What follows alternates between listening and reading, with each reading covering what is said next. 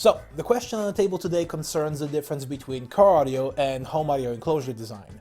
I've done both for about 20 years now, so hopefully I can contribute some time-tested philosophy. Don't worry, I'll try to keep it brief.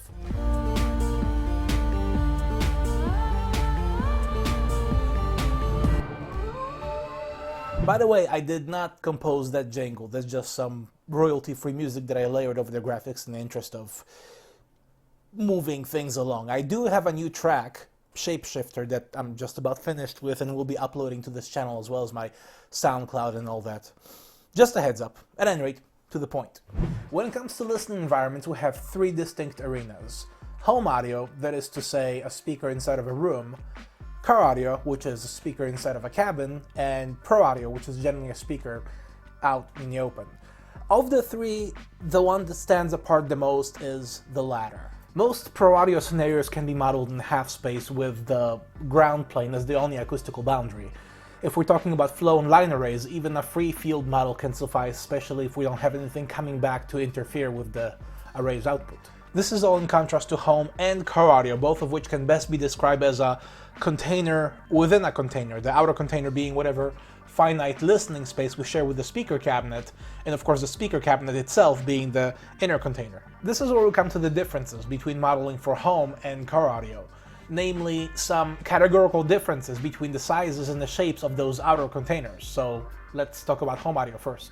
A room will typically have parallel walls with enough distance between them for the bass waves to form various interference patterns.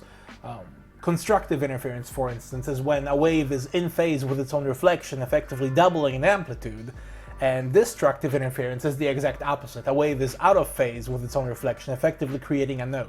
As you walk around the room with a subwoofer playing, you may notice areas where the bass is exaggerated and areas where it is weak.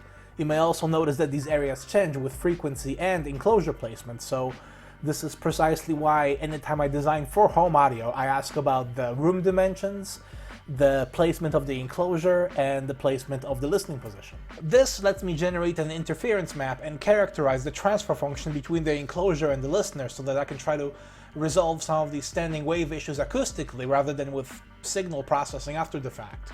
By and large, a physical solution like a proper enclosure will offer better results than a digital corrective solution like a DSP, the same way that the optical zoom on your camera will offer better results than the digital zoom on your smartphone.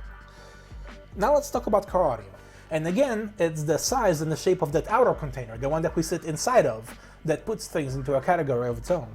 Above all else, we are dealing with distances shorter than the fundamental wavelength of any bass frequency, making it a pressure-centric environment. Acoustically, it's just a network of chambers, the behavior of which can be determined by their shape, their volume, and by how they connect together. In fact, this is a great place for me to reference a video I did a few years ago on this very topic. It's called A Link in the Chain, and I'll add it down below for you guys to watch.